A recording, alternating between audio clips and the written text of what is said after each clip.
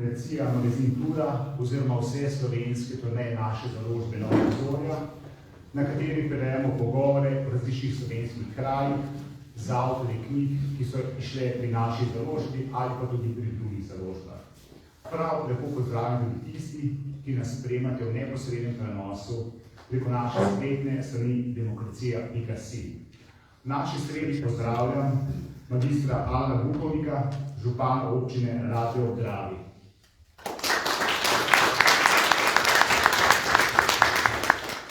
Današnji pogovorni večer organiziramo skupaj z občinskim odborom SDS Radlje ob Dravi.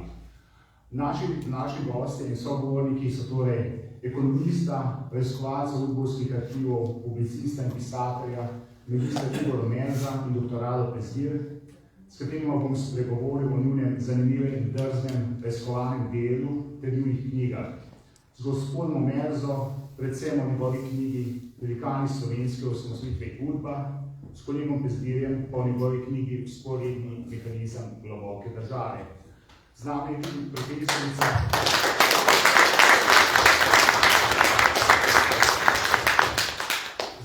profesorica slovenščine in nemščine, gospa Alenka Helbl,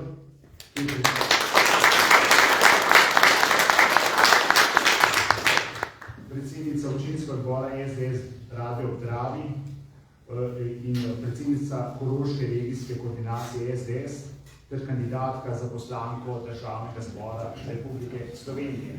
Zelo bomo spregovorili tudi o lokalni in državni problematiki. Če kar začnem, gospod Menza, od leta 2010, ko ste izdali knjigo Edvard Kocbek, posebni dosje številka 584, veljate za vodilnega raziskovalca udbovskih arhivov skupaj z Radom Pezdirjem, Romanom Leljakom in še kom. Se pravi, raziskovalce gradiva, ki ima nek slovešč pridih.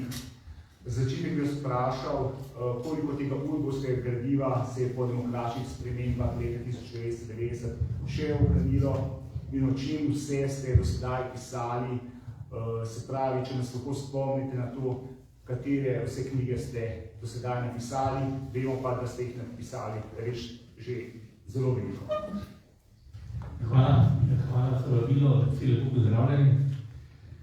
Če bi začel pri zadaj, kot si vprašal za vse te knjige, poleg Edvard Kocbek, ki si že omenil, sem napisal še potem knjigo Od Belca do Velikovca, ko sem zvolil bombo. Nekaj tega se dogaja tudi na tem področju, ko so udbovci oziroma udbovec in udbovka šla delati atentat v Velikovcu po tej trasi, tako rečem, preko Holmsa proti Velikovcu. Potem knjiga o 88 dni do pekla, kako je zemljičo Janez ogravil Bato Todoroviča, to je neka ugrabitev slovenske udbe. Potem knjigo JBTZ čas poprej in dnevi pozneje, se pravi opisujem ozadje aretacije, te znamenite aretacije oziroma znamenite afere JBTZ, ki je povzročila Odbor za varstvo človekovih pravic in ključno pripomogla k demokratizaciji posledično v Sloveniji. Potem Kliči udba za umor, gre za umor nekega hrvaškega ugrabitelja, umor hrvaškega študenta verjetno v Ljubljani, udba seveda. Potem Veliki dolgi pohod Nove revije, kako je nastala Nova revija, kako je ta njena slavna osamosvojitvena 57. številka, kako je udba to spremljala. Potem Karla udba v Dragi, kako je udba spremljala študijske dneve slovenskih praznikov v zamejstvu, se pravi v Piranjskem zamejstvu, na Dragi, potem v nasisti Draga, pozneje se to dogajalo, že še tam dogaja na občinah. Potem Orwellovo leto 1984, Orwellovo leto Agopa Stepanjana, to je ena tragična zgodba udbovskega, vojaško-udbovskega političnega montiranega procesa.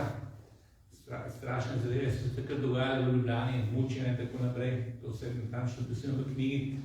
Potem sem napisal še Boris Pahor žrelo udbe, se pravi spremljal, kako je udba spremljala Pahorja, predvsem v Trstu, da se sprehajala kot po Ljubljani praktično. Potem sem zraven skupaj napisal knjigo, tukaj vidite Kriminalni temelji teritorialne obrambe NLB, pod naslovom Šokantna razkritje o 50-letnici Titove teritorialne obrambe. No in ta knjiga je razlika najnovejša, ta debela tam, neko nadaljevanje, veliko bolj obširno nadaljevanje, ki tudi obsega eno obsežnejše obdobje, praktično od leta 1945 do današnjih dni. Potem se je zdal še temna stran dela, osupljiva anatomija režimsko-udbovskih labirintov, kako je udba delovala znotraj časopisne hiše Delo. Potem udba in akcija Sever, tukaj vidite, to je pa kako je udba takrat preprečevala in v bistvu delovala pozitivno takrat v preprečitvi srpsko-črnogorskega mitinga v Ljubljani 1. decembra 1989. Ob tem pa seveda povem, da udba je delovala tle pozitivno, je zraven pa še vedno kontrolirala in šikanirala politično opozicijo, politično migracijo. No, potem sem zdal pa še lani prvo seriji knjig o slovenskih osamosvojitvah oziroma kako je udba spremljala slovenske osamosvojitve. Prvi je Ciril Žebot Peter, opisuje predvsem življenje Cirila. To je Cirila Žebota, kodno ime nadzora je bilo udbe, je bilo Peter. On je leta 1942 skušal umoriti, pa so zgrešili oziroma so napačnega umorili Vosovci, so umorili zraven pa še znanega profesora Lamberta Erleha. Gre za največji politični umor v zgodovini Slovenije, ki ga zelo natančno piše. Potem pa še življenjsko pot Žebota preko Italije, Rima do Združenih držav Amerike in kako ga je udba neprestano spremljala. To je prva v seriji knjig, potem obdelal še druge slovenske osamosvojitve, tiste, za katere ima dovolj dokumentov udbovskih, kako so jih spremljali, se pravi novorejaše, Jožeta Pučnika, potem še na koncu pa Franca Jeza, pomembnega zamejca iz občin, ki je bil fanatičen zagovornik slovenske osamosvojitve, in pa na koncu še Igorja Bavčarja in Janeza Janša, to je nek tak dolgoročnejši projekt. No, prvi del vprašanja, kako je z udbovskimi arhivi. Udba je večkrat uničevala arhive, ampak največje uničenje je bilo pa marca, je bilo zapovedano marca 90, opozarjam na datum, aprila so bile prve demokratične volitve. Uničevalo se je še, imam dokumente, še 16. maja 1990, prav na dan, ko je prisegla Demosova vlada v parlamentu, se je še uničevalo dokumente. In ko je 17. maja nastopila Demosova vlada, je Igor Bavčar prišel v prazno pisarno. Mislim, da Tomaš Erc mu predal svoje posle, Igor Bavčar prišel v prazno pisarno. In problem še takrat je bil, da je vojska že plenila orožje teritorialne obrambe tudi po policijskih postajah. In tega Erc ni Bavčar je povedal. In so bile izgubljene dragocene ure in dnevi, da je nova oblast Demosa to ugotovila, da se to potem preprečilo. Ker brez oborožitve, dragi moji, ne bilo osamosvojitve. To moramo tudi zdaj pri Ukrajini upoštevati, da je treba ni pomagati na ta način. Ne z rožcem, ne z miroljubno politiko proti Hitlerju, Stalinu, Putinu, Miloševiću ne morate nič narediti. Gospod Mesec, zakaj pa ste v bistvu uvrstili Cirila Žebota Petra, torej med velikane slovenske osamosvojitve, ne sam sem leta 1990 z veseljem bral to njegovo knjigo Neminljiva Slovenija, pri kateri jeziku ste tudi vi sodelovali. Ja, no, on je tik pred smrtjo napisal knjigo Neminljiva Slovenija, ki je šla v celovcu, ker ni mogla v Sloveniji iziti. To je bilo konec leta 1988, on je pa potem januarja 1989 umrl v Washingtonu. Tako da on operativne slovenske osamosvojitve ni doživel. Ampak zakaj se te ljudi, tudi tiste, ki niso bili direktno vpleteni v sam akt operativne osamosvojitve, imenujem za velikane osamosvojitve? Zato, ker ideja osamosvojitve ni zrasla leta 90 ali pa leta 89. Se je gradila čez slovensko zgodovino, predvsem v 20. stoletju. In Ciril Žebot je leta 1946 v Rimu ustanovil akcijski odbor za zedinjenje in samostojno Slovenijo. Leta 1946. Te ideje so pronicale v Slovenijo. Recimo Jančar je bil leta 1975 zaprt za tega, ker so pri njemu našli knjigo, recimo tudi o prav Žebotov knjigo Slovenija danes, včeraj, jutri. Se pravi, te ideje so pronicale v Slovenijo. In se to ni kar nastalo čez noč. Se potem je iz tega nastala potem nova revija, osamosvojitvena številka. Pa pozneje vse te zadeve, ki so se dogajale, demokratizacija, pa iz tega osamosvojitev so ljudje, ki niso bili operativno, ampak njihova ideja osamosvojitve je bila pomembna, do tega je dejansko prišlo do slovenske osamosvojitve. Veste, da narediti državo ni tako preprosto. Če ne bilo zgodovinskih okoliščin, razpadanje sovjetskega bloka, Miloševića samomorilska politika, pa šlo tudi, da se nas bombardirali in tako naprej. In če ne bi mi ene par ljudi, predvsem v Demosu, modrih, odločnih, pogumnih, vam povem, da se je vse poklopilo. Ne rečem, da je samo Demos naredil samoslužitev, v slovenski narod. Ampak brez enega vodstva, odločnega, pametnega, modrega, do tega jaz mislim, saj takrat še ne bi prišli. No, če se ne moti, pa so se vanje poti srečale v arhivu Republike Slovenije nekako pred 6-7 leti, ko so tudi ti kolega Pezdir začel zahajati v arhiv na podlagi tega je nastala tudi vajna preomenjena knjiga Kriminalni temelj teritorialne obrambe NLB s podnaslovom Šokantna razkritje ob 50-letnici Titojev. Rado, kako si torej, zakaj si pravzaprav začel zahajati v arhiv? Hvala za vprašanje. Najprej iskrena zahvala, da sem danes lahko vaš gost. Še večja zahvala Alenki, ki jo se skupaj organizirala. V resnici ni bil kakšen poseben, jaz sem preiskoval zgodbo o slovenski tranziciji in razlogih, zakaj je prišlo do tako globoke krize leta 2008-2012, ker to nekako ni bilo realno glede na zgodbo o Sloveniji kot zgodbo o uspehu v času tranzicije. Še več, da je nekdo super uspešen, potem pa pride manjši zunanji šok in se vse skupaj sesuje. In čeprav smo nekateri ekonomisti tam nekje od leta 2003 začeli opozarjati, da je slovenski model ekonomije neustrezan in da so ideje o banki kot nacionalnem interesu, ki z denarjem zaliva izbrana podjetja, vse skupaj pa se dogaja znotraj paradržavne lastniške strukture, da je to nekaj, kar je pravzaprav incestuozno in more peljati v nek krah. Ampak noben se ni predstavil, da je to tak krah, da potem, ko večina držav že zdavni ima gospodarsko rast, imamo vse večje in večje težave. Na težave najprej v gospodarstvu se naložijo težave masivne v bančnem sistemu, potem pride pa še do implozije v javno-finančnem sektorju in država kar naenkrat postane ena izmed unih kandidatk, ki so najhujši problem v evroobmočju. In ena izmed mojih tez, ki se mi takrat porodila, kako to razumevati je, če res ta incestuozna navezava nastala, potem je pa tukaj treba resno analitično pogledati v to, kaj so omrežja, kako so sestavljena omrežja in kako se povezujejo omrežja. Se pravi, kako omrežijo ekonomijo, bančništvo in državne institucije. In to preiskovanje teh omrežij me je pripeljalo do začetka tranzicije, ker sem hotel jih popolnoma identificirati in začetek tranzicije je seveda privatizacija, tam, kjer se lastnina oblikuje, da vidimo, kako je to nastalo. In bolj, ko sem šel proti 90 letom, bolj mi je postajalo jasno, da vidim nek vzorec v temu, kar se konstruira kot omrežja. In ta vzorec je bil, da je bilo v vsakem podjetju, iz katerega je nastajalo omrežje ali pa, ki se je omrežilo v 90 letih, je bilo prisotno neko tuje podjetje, bodi si kot majhen solastnik ali pa poslovni partner, in praviloma je bilo to tuje podjetje, ki prihajajo z davčne oaze. Luksemburg, Liechtenstein, Cipr, Britanski, Deviški otoki. In nadaljnje preiskovanje je pokazalo, da to v resnici niso tuja podjetja, ker poslujejo ekskluzivno samo v Sloveniji.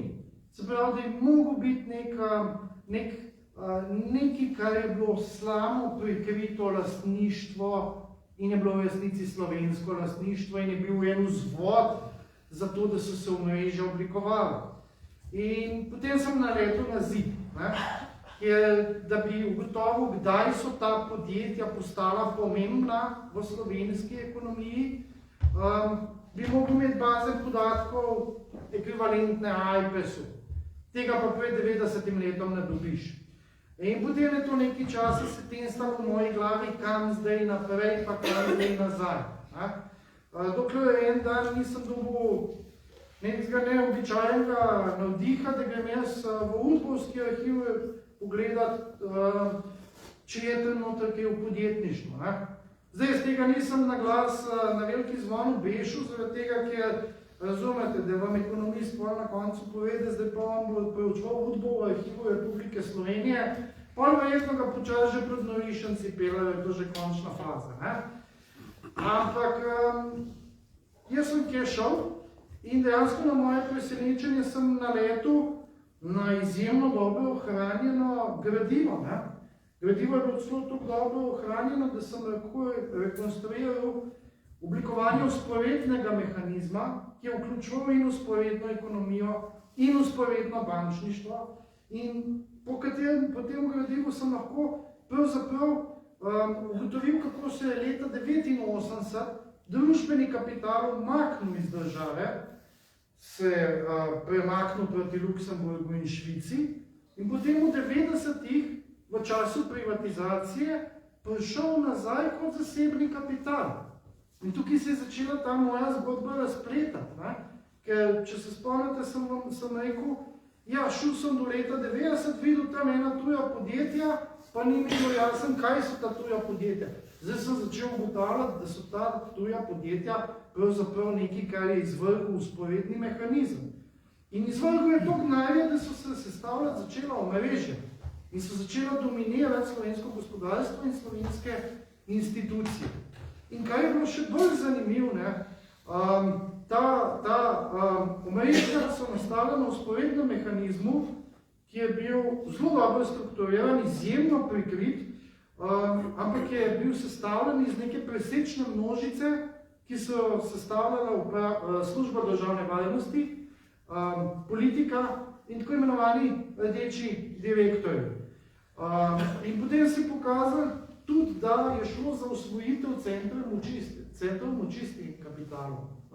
Ne samo za determinacijo toka ekonomskega razvoja, ampak ta kapital se razvija po medijih, razvija se po bančništvu, po zdravstvenem sektorju, ki je masivno financiran z javnofinančnimi sredstvi. In v centru celotnega dogajanja se postavi Nova Ljubljanska banka. In to je nekaj, kar so z Igorjem že opisala v tej knjigi Kriminalni temelji, ko so odkrila, kaj so pravzaprav korenine vzporednega bančništva. Ker vzporedno bančništvo je nastalo z nastankom Ljubljanske banke leta 1968. In celotna ekipa, ki je prevzela Ljubljansko banko, upravljanje z njo, in zgenerirala črne fonde po Švici, je pravzaprav prišla iz udbovske ekonomije, ki se je takoj po vojni razvila v Trstu leta 1945. Zdaj imam občutek, da že neskončno dolgo govorim, pa bom malo sapo zajel, podal še besedo sogovornikom. Ampak od tukaj dalje gremo naprej. Definitivno pa sem še to, zato se sam vidim, da se me ne da zaustavljati, ker že takrat, kaj rečem, da bom nehal še to bom povedati. Zato smo tudi. Moje vedenje v celotni zadevi bi bilo sicer seveda bistveno manjše, če ne bi Igorja spoznal, ker Igor sicer ne dela ekonomije, je pa ekonomist. In Igor je nekdo, ki pravzaprav pozna bivši sistem v detajle in pozna ga tako fantastično, da pravzaprav njegova dela, ko pokriva 80. leta prejšnjega stoletja, pred padcem Berlinskega zidu, to so leta, ki jih je kreiral in leta, ki jih je živel, so definitivno doslej najboljši vpogled v zadeve, ki so se dogajale, knjige, afera, JBTZ, akcija, Sever in tako dalje in tako naprej. Evo, da se malo neham monopolizirati, evo. Ja, v bistvu, gospod Omenza, v tej knjigi na nek način skrivate, da je prišlo do tega, da je potem, kako bi rekel, mlajši uslužbenci Udbe so potem preiskovali starejši uslužbenci Udbe, ki so začeli v bistvu skrbeti predvsem za svoj žep. Ja, to je zanimivo, da mislim, staro Udbo, ki je en pomemben del delovanja Udbe, bila tudi ekonomija, se pravi, v bistvu ekonomija, kriminalna ekonomija, državni šverc. In te državni švercari, recimo, je bil poseben ekonomski oddelek po vojni ustanovljen. In tam je bila predvsem ekipa, ki je vodila Niko Kavčič, in še nekateri drugi, ker bo verjetno še, ker se to pololeče še čez osamosvojitev, bo rado še v tem ti več povedal, ampak kaj je bilo zanimivo? Oni so pač obvladali ta državni šverc. Prišli so skozi dol, da tako rečem, bili so tudi nekateri likvidatorji, med njimi Vosovci, in potem so se ukvarjali z ekonomijo oziroma z državnim kriminalnim delovanjem. In oni so to zelo dobro obvladali in so dejansko naredili neko akumulacijo tudi za ustavitev nekaterih podjetij slovenskih iz tega državnega šverca. Mi morate vedeti, da so oni zasuli celo Italijo, slovenska udba, ker tudi druge udbe so imeli svoje ekonomsko delo in kriminal so zganjali. So zasuli celo Italijo s cigaretami, to so bili strašni dobički iz tega. Skupaj so bili sodelovali z mafijo, tudi treba povedati, da so lahko pokrili tako tržišče. In oni so, kaj se je potem zgodilo? Tam nekje v 50-60 letih grejo oni iz udbe, grejo v gospodarstvo, v banki, v velike trgovske organizacije, v zunanje trgovinsko podružnice teh organizacij v tujini. In kar naenkrat oni to svoje državno kriminalno znanje začnejo uporabljati za svoj žep, da tako rečem. In ko to udba ugotovi, mlajša udba, da tako rečem, ali pa politika takratna, ker prej se vse državni kriminal se je delal z podporo politike, s tem, da je politika to dovoljevala, oziroma hotela, ker edino na ta način, ker je uničila celotno gospodarstvo po vojni, od podjetnikov do nacionalizirali so privatno lastnino podjetniško, potem dala za direktor razne partizanske kadre in tako naprej, je šla, se je ekonomija praktično potopila. In edino ta državni šverc jih je rešil, da so neko akumulacijo ustvarjali. Namesto da bi to delali normalni podjetniški, če jih ne bi oni pravzaprav uničili po vojni. In seveda, zdaj, ko se pa začnejo te udbovci kot sem že rekel, iz državne, iz politično vodene državnega kriminala, začnejo te stari udbovci delati za svoj žep, kot se to ugotovi, politika seveda takoj, ker ni bila pri tem prisotna, se je delala mimo nje, pa še za svoj žep, so spustili mlajše udbovce, tako rečem, na njih, da to razliščajo. Oni to razliščajo in v tem je ogromna dokumentacija. Zanimivo, ker vi morate vedeti, da je arhiv večinoma uničen, ampak nekateri segmenti so pa zelo dobro ohranjeni. Drugače jaz ne mogu teh knjig napisati. Brez dokumentov jaz ne moram pisati knjig. Jaz delam praktično samo na osnovi dokumentov. In oni so potem, in o tem ustraja 10.000 strani v teh preiskavah, mlajše udbe, glede na staro udbo, ki je pa zdaj prav gospodarstvo. No in to je esenca, bistvo te knjige, kriminalnih temelj, teritorialne obrambe in NLP. In kot sem že rekel, je to potem še razširjeno še na druga področja in na daljše časovno obdobje v Radekovi zadnji knjigi. Tako da imamo zelo zanimiv primer, da imamo nek spopad udb, stare in mlajše, in mlajša seveda s svojimi metodami vse ugotovi, kaj se je zgodilo, in to je zelo natančno opisano v tej knjigi, ki se je Radekova skupaj napisala, pa še bolj obširno v nadaljevanju Radekove knjige, s tega debele. Ali jaz bi samo eno anekdoto povedal, da bo se tako resno smrtno. Recimo, ko je stara udba, oziroma en bivši načelnik, pazite, bivši šef slovenske tajne politične policije, tudi bivši likvidator Vosovski, umorilec, Miloš Ogrizelj, ugotovil, da so jih začeli preiskovati, kaj dela, kako privatizira, različal svoje, rekel, kriminalno znanje, je šel z vlakom iz Celovca v Cirih, v Celovcu je šel v banko, dvignil vso dokumentacijo o teh svojih nečednih poslih in te njegove skupine in je potem 8 ur se vozil z vlakom iz Ciriha v Celovec in je 8 ur trgal papirčka in jih je metal skozi okno. So dokumentacije v načol, To je bil po mojem perfekten filmski prizor. Kako mi to vemo? Zato, ker je zraven sedel s sabo vzel pa svojega zaupnika, prijatelja, ki je bil pa zaupnik udbe tudi. In je ta vse drugače poročil udbu, kaj se dogaja in kaj je Miloš Ogrizelj počel v Švici in kaj je počel na tej poti iz Švice v Celovec. Meni se je izjemen tak anekdota, ki je zelo zanimiva, ampak tudi kaže na to, kako so stvari takrat odigravajo. Mogoče še, kako je naprimer to vzporedno bančništvo potekalo, kako je bilo zamišljeno, da si boste lažje predstavljali. Leta 1968 ob nastanku Ljubljanske banke za združitvijo dveh takrat največjih slovenskih bank v enotno banko. Zadeva je bila taka, da so si umislili slavnato podjetje v Avstriji, ki ga je vodil en konfident uprave državne varnosti. Ta je šel na Bavar banko, tam najel kredit. Ta kredit potem prenesel na Ljubljansko banko in ga položil kot depozit. Ko so imeli enkrat depozit na Ljubljanski banki, so začeli dajati kredite. Kredite so dajali firmam, ki so uvažale surovine v Slovenijo. Recimo Elektrotehna, ki jo je vodil Karlo Kranjc, ki je takoj po vojni na Kontovelu za službo prodaje učike. Emona, Franc Nebec, znani likvidator, Vosovski in tako naprej in tako naprej.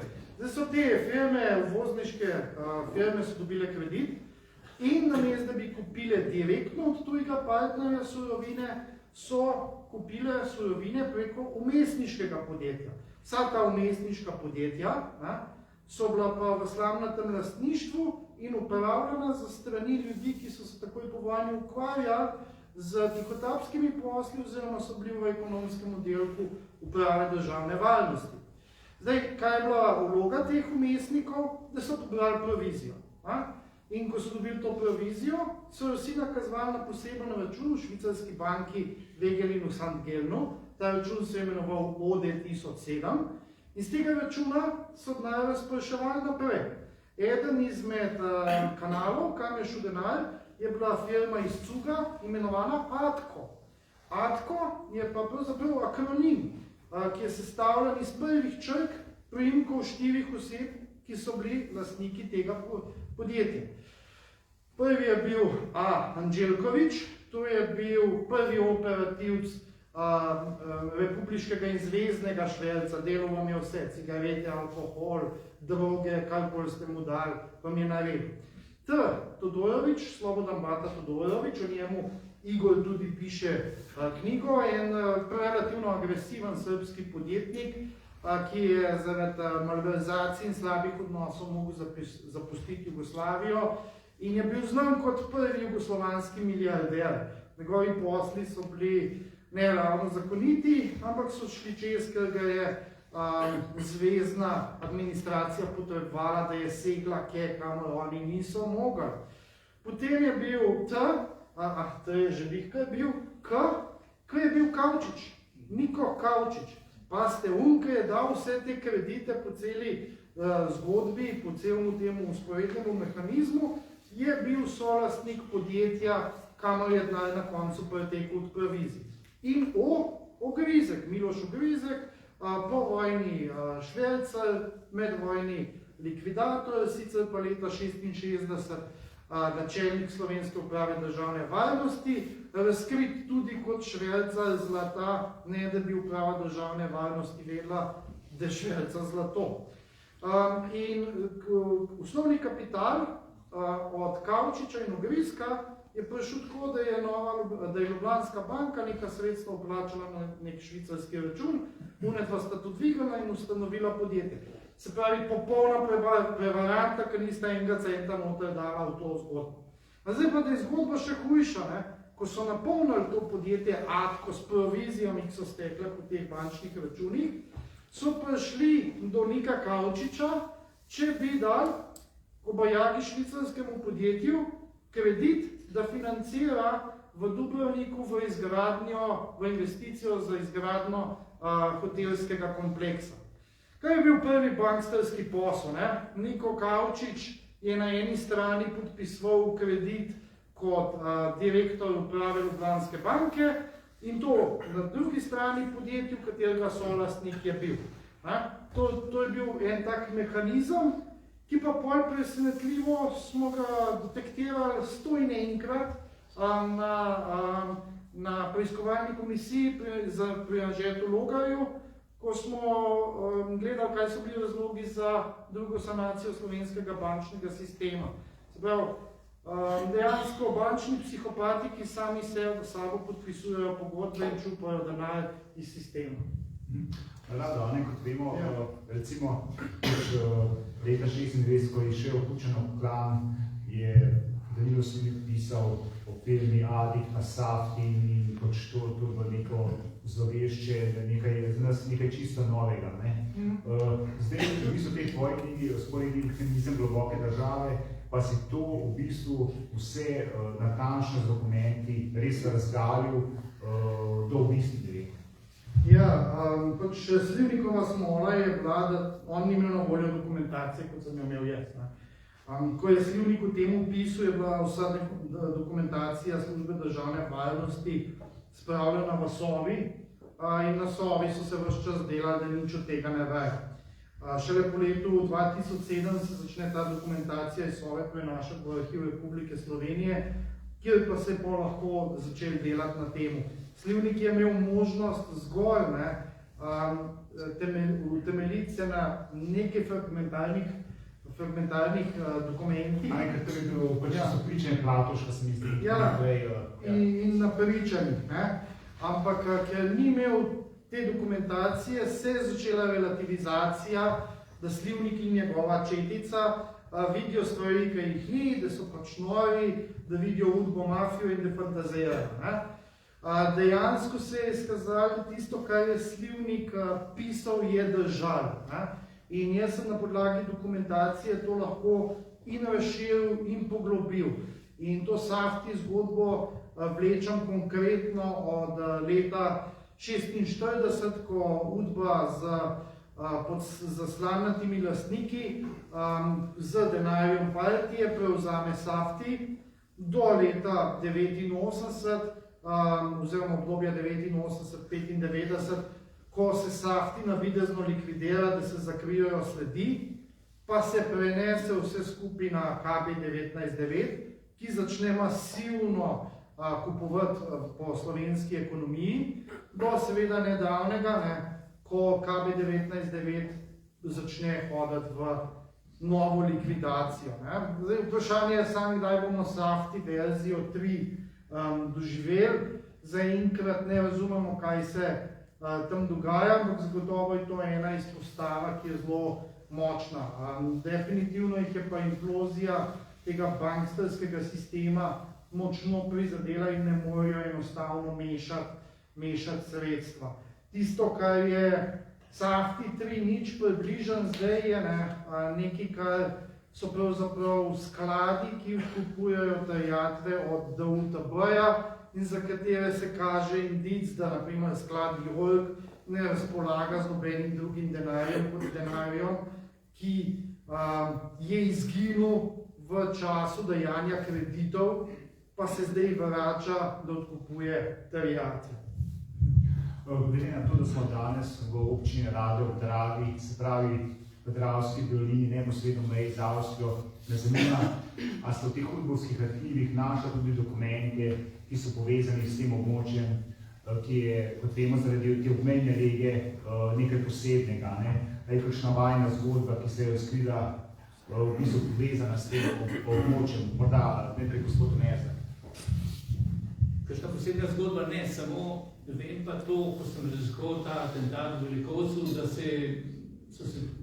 ko so šli, oziroma ko sta šla Luka Vidmar je šel z Ljubljane, so se tle nekje duvali, oni so šli iz Maribora, udbovci, ki so tudi pomagali pri organizaciji, in pa ta Blaha, oziroma Marina Blaj, ki je bila pa sodelovka. In potem so se tle duvali, so preizkušali celo v nekem gozdu tle bliz te mehanizme, kako delujejo pri tej bombici, ki je poznaj Luka Vidmar nesrečno nastavil v Velikovškem muzeju. Potem sta ona sama odšla v Velikovec,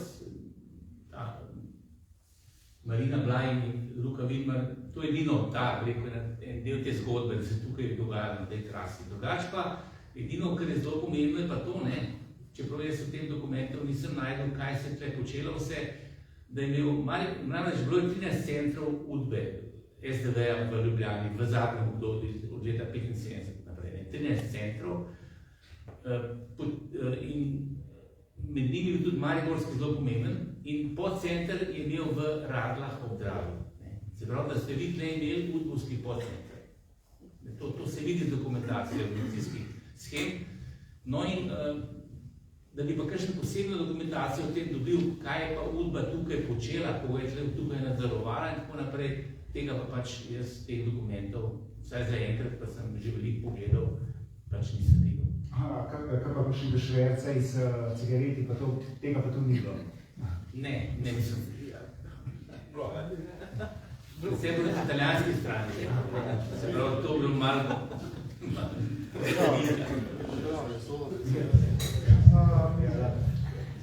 Jaz sem bil zgodbe, ki sem jih naletel z tega področja, so pravzaprav čez mejo, z avstrijske Koroške. To je zanimiva zgodba, ki jo v Sloveniji ne poznamo dovolj, in sicer Zveza zadružnih bank Celovec. To je pravzaprav antipod Saftija in je poskus vzpostavitve vzporednega mehanizma na avstrijskem Koroškem preko izrabe slovenske manjšine.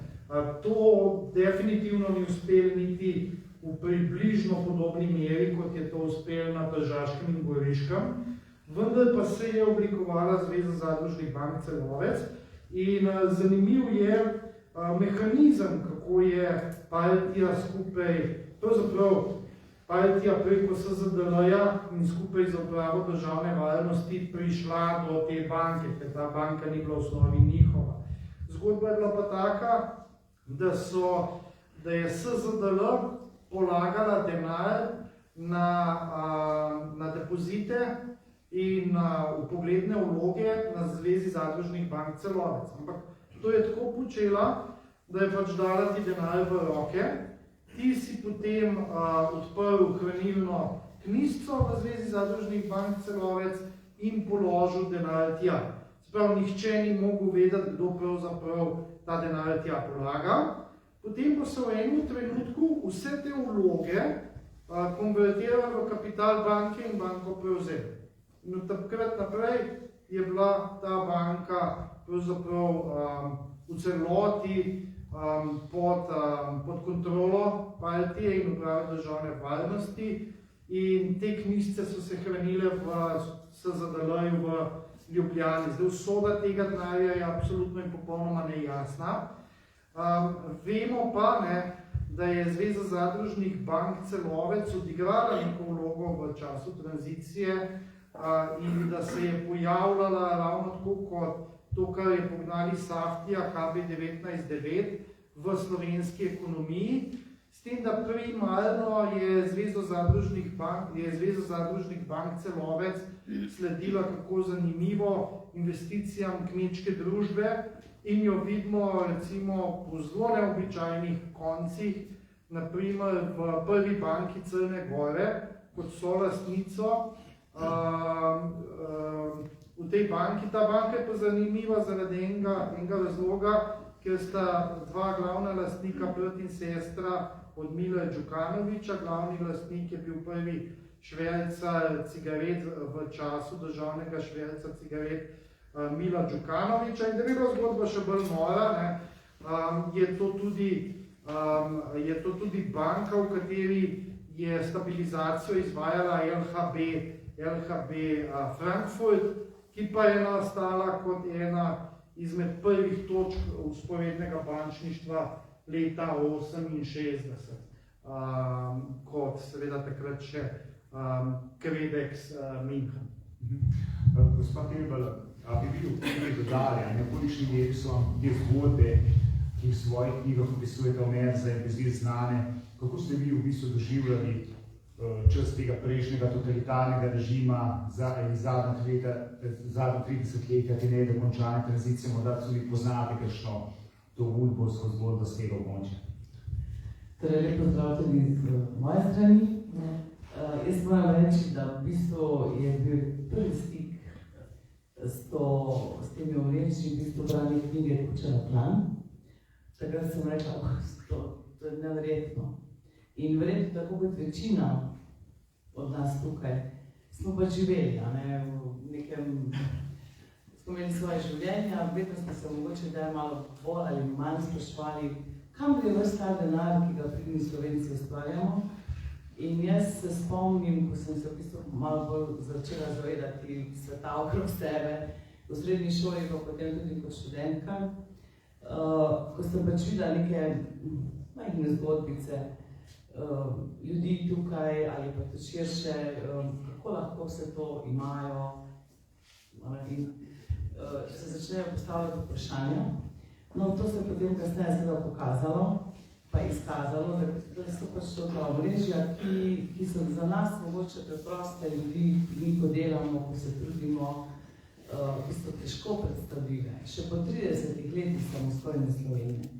Jaz mislim, da se tu vsi strinjamo in če jaz recimo vzamem tukaj to povedati iz Radove knjige, začelo se raziskovanje, kaj je ta leviatan, torej ta pošast, ki lahko vedno udari, ko so njegovi interesi ogroženi in ki udari tako silno, da se pred njim vse razruši. In zdaj še pogledamo, vsaj pa desetletja nazaj se to mogoče zdaj v tem trenutku v zadnjih letih pa res najbolj vidimo, začutimo in odraža tudi zdaj z vsem dogajanjem v Sloveniji in tudi sicer v svetu. Jaz sem bila takrat kot študentka tudi v Nemčiji v novembru 1989 in sem uspela slučajno tudi stopiti malo na vzhod, torej vzhodni Berlin, in sem videla vso to. Mislim, je presenetilo, da sem že pred na Češkem, pa tako se mi ni zdelo nikjer tako zelo sivo in žalostno, kot je bilo to v vzhodnem Berlinu. In ko je prišlo leto 1991, oziroma že prej, ko so bila naša pričakovanja samostojne države res tako zelo velika, jaz osebno sva z možem ravno bila na začetku ustvarjanja družine, pa prvi otrok leta 1991 in torej pričakovanja samostojne, suverene, demokratične države. Ampak vendarle smo skozi leta ugotavljali, da nekako ne tega. In zdaj vidim, da je tukaj v bistvu to ozadje, ki nam je krilo življenje in nam še vedno verjetno, tisto, ki ga bi morali mogoče, bi se ga morali čim prej in čim hitreje rešiti. Da zaživimo, da lahko v bistvu Slovenci kot pridni ljudje, ki mi smo imeli želje biti druga Švica, da lahko torej svoje želje, svoje pričakovanja, da naši nasledniki res zaživijo v nekem miru. Zakaj ni denarja za zdravstvo? Zakaj v šolstvu ni tega, kar smo si želeli? Zakaj ni tam, če pa bi lahko bilo? No, če se vrnemo nazaj konkretno k vajnemu raziskovanemu delu, gospod Meza, lahko malo pojasnite, kakšne so bila ta razmerja med republiško in zvezno udbo. Nekako imamo občutek, da je bila slovenska udba zelo dejavna, še posebej zaradi tega svojega geografskega položaja, torej v bistvu mejila torej na Nemčijo, ne na Nemčijo, na Avstrijo in Italijo, torej je v bistvu odprta proti zahodu na nek način. Ja, zdaj bila je zvezna udba, ki potem so bile pa republiške udbe, se pravi, vse 6 republik, pa so bili ukrajinski udbici, se rečem, se pravi, na Kosovu in pa Vojvodini. In to so bile relativno v spremljanju političnih nasprotnikov, oziroma oni niso poznali nasprotnikov, oni so bili sovražniki. Znotraj vsake republike so spremljali preko svoje sovražnike. Izključno pristojnost teritorijalna je bila v Sloveniji, da spremljali na našem teritoriju, tudi če je bil Slovenc, so spremljali tiste, ki so imeli za sovražnike režima, tako po drugih republikah. V tujini je bilo pa malo drugače. Večino je bilo res tako, da so recimo Hrvati, hrvaški imigranti, spremljali Slovenci, slovenski in tako naprej, ampak to, ker so vzorne pa akcije strogo koordinirane. Namreč, zvezna udba je mogla za vsako akcijo vedeti, jo odobriti, nadzorovati, usmerjati. In tukaj v tujini so pa udbe republiške med seboj sodelovale. In slovenske nekako, vsi so tudi upravili sami udbovci, recimo srbski udbovci, da je bila slovenska udba najbolj uspešna. Namreč, kaj so oni v zahodni Evropi zalezovali? Umorili, ugrabljali, bombe nastavljali. Oni so predvsem spremljali jugoslovansko politično migracijo, ali hrvaško, srbsko, slovensko, makedonsko in tako naprej, albansko, kosovsko in tako naprej. In tle se pa sodelovali.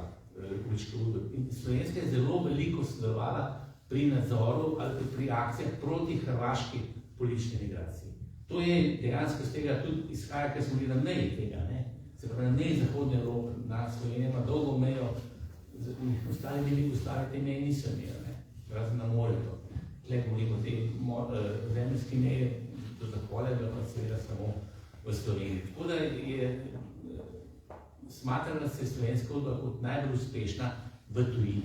Tako da in dejansko je sodelovala pri mnogih umazanih poslih, ne samo proti slovenski migraciji, predvsem recimo proti hrvaški, ki je bila najbolj, da rekel, borbena, tako rečem. Se so okoli 100 hrvaških imigrantov ali umorili, ali hudo poškodovali, ali ugrabili v povojnem obdobju. Kolega Pozdir, je potem mogoče pojasniti, jasno povedati, kdo je bil ta glavni nadzor nad to udbovsko sporedno ekonomijo skozi posamezna desetletja? So bili to konkretno šefi udbe ali šefi komunistične partije, ki je bila v bistvu udbi nadrejena? Kaj v bistvu nam povedo to, te udbovski dokumenti, oziroma dokumenti, ki si ti pač našel v arhivu, in jih tudi številne objavljaš v tej svoji osebni knjigi? Ja, ta stvar je institucionalno zelo jasna, ima svoj ustavni kontekst v ustavi bivše Jugoslavije in v zakonodaji. Tehnično je bila uprava državne varnosti, to je ime do leta 1966, potem je služba državne varnosti je bila umeščena pod republiški sekretariat za notranje zadeve, se pravi temu, kar bi danes rekel ministrstvo za notranje zadeve, pa je imela najprej pred sabo policijo, potem je imela pa službo državne varnosti. S tem, da služba državne varnosti je neposredno odgovarjala ožjemu krogu Centralnega komiteja Zveze komunistov Slovenije in tudi dnevno je briferala z bilteni partijsko vodstvo. In partijsko vodstvo je bilo tisto, ki je izdajalo navodilo in usmerjalo delovanje te službe v celoti. Zdaj, zanimivost je seveda ta, Igor zna to še bolj podrobno razložiti, ampak zanimivost je naprimer, kako so se vzpostavljali posli, ki so bili nelegalni po tedajni jugoslovanski zakonodaji in ustavi, se pravi posli, ki ne bi smeli obstajati. Predvsem tihotapstvo in sodelovanje s kriminalnimi združbami primarno v Italiji. Mi imamo en tak primer iz leta 1970, to se imenuje akcija Vdaji v zemi. V arhivu Republike Slovenije lahko to najdete v arhivskem fondu 1931, tehnične enoti 213-7. Gre pa namreč za to, da je pri pripravi proračuna zmanjkalo sredstev za financiranje prisluškovalnih naprav in helikopterja za tedanjo službo državne varnosti. Se pravi, ko uradnega financiranja ni bilo, je bilo izdano privoljenje, da služba državne varnosti dvigne cigarete v konsignacije mone na obali in jih proda organizirani združbi kriminala v Italiji. Tam je zelo dobro popisan, kako je to na mikroravni izgledalo. Mislim, da med 6. in 9. 8. uro zvečer so iz Piranskega zaliva odstranili celotno carino, celotno policijo in s hitrim čolnom šli od Portoroža do Italije, torej jih noben ni mogel zaustaviti. Te cigarete so potem prodali, denar skanalizirali preko Emone München in ga legalizirali. Da so to zgodbo lahko naredili, sta prišli dve privolitve. Prva je od predsednika izvršnega sveta, tedanje vlade, se pravi, ki je imel te proračunske poglede pred seboj, in seveda, kaj je bilo najpomembnejše, prišlo je privolitev iz samega vrha CK-ja, to je od Franceta Popita. In te privolitve so bile neformalne, ker formalne niso mogle biti, ker so te idioti, ki so sami sestavili ta sistem, sam sistem izigravali sami. in proračun zapirali z pomočjo italijanske mafije. To je pač absurdno, ampak to je direktno pogled, kako je to delovalo. In kar je še bolj zanimivo, po nekem naključju carina ugotovi, da je šlo nekaj narobe, kako to ugotovi, ker so Italijani dali cash v roke jim, so ga oni en del pripeljali čez mejo in tam na meji so jih dobili, odprli in podlažnik in tam je cel kup denarja vam padel. In se je začela preiskava, najprej na policiji, potem je šlo pa na tožilstvo. In so nekaj časa preiskovali, dokler niso prišli iz vrha slovenskih institucij, tedanjih in so rekli, da je preiskavo potrebno zaustaviti. In potem naslednja smešnica, tožilci razpravljajo o temu, kaj narediti v primeru, če je država pobudnik šverca. Razumete, o čem govorimo? Tožilci imajo ostalo, imajo zakone, če nekdo švercu, ajde, gremo v čuzo, ne pa da razpravljajo. In potem v teh razpravah pridejo do epohalnih zaključkov, da če pa če pa že moramo, pa dejmo, pa to stran gledamo, ampak upajmo, da ne bo imel težave za ugled Jugoslavije v svetu. To pa vam zdaj tudi delno pojasne odnos tožilstva do naše realnosti.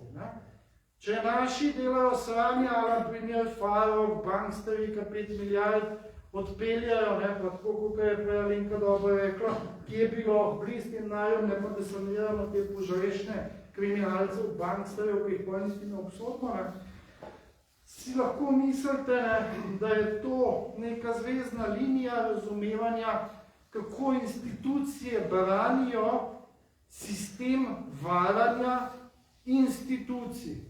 Zdaj, nategna, evo.